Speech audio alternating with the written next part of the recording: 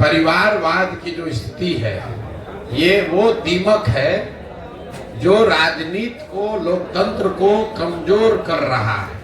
लेकिन परिवारवाद का मतलब ये नहीं है कि लालू जी का लड़का राजनीति में आ गया कि सोनिया गांधी का लड़का आ गया। परिवारवाद को अगर आपको समझना है तो बिहार की स्थिति को आप जरा देखिए। बिहार का एक आंकड़ा दे रहे हैं, इसको याद समझ लीजिए।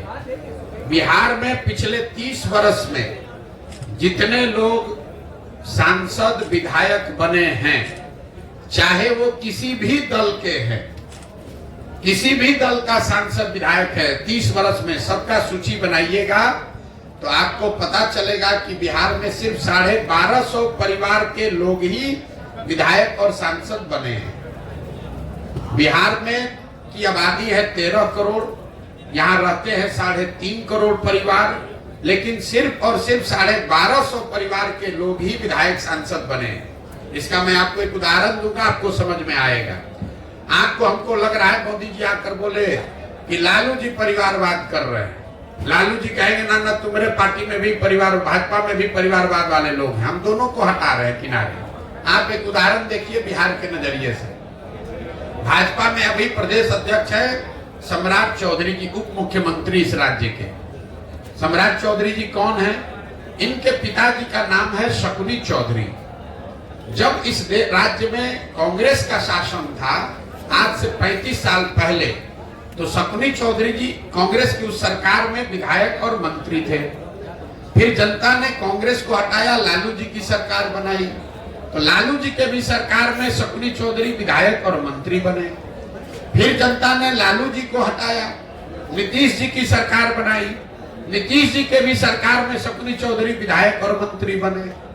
फिर जनता ने नीतीश कुमार को हटाया, मांझी जी मुख्यमंत्री बने, उसमें भी शकुनी चौधरी विधायक और मंत्री थे।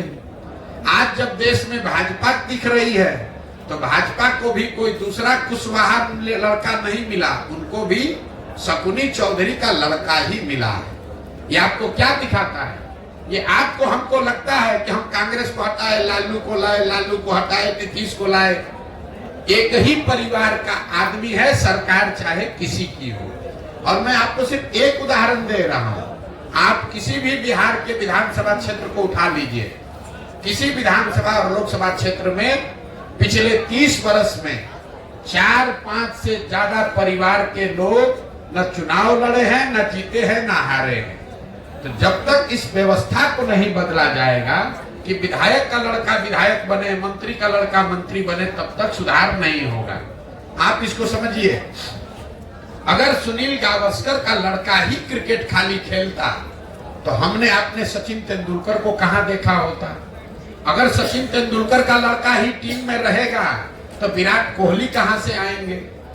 अगर विराट कोहली ही खाली रहेंगे, उनका लड़का रहेगा, तो सूर्य कुमार यादव कहां से आएंगे।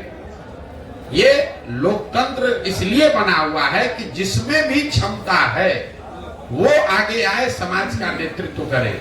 बिहार में राजनीतिक बंधुआ मजदूरी ने लोकतंत्र को ही करीब करीब खत्म कर दिया है। 1250 परिवार के लोगों ने जाति धर्म के नाम पर, पैसे और बाहुबल के नाम पर पूरी व्यवस्था को हाईजैक कर लिया है। किसी की सरकार बने, वही आदमी विधायक मंत्री बन जाता है। फिर आप और हम कह रहे हैं कि बिहार में परिवर्तन नहीं हो रहा है।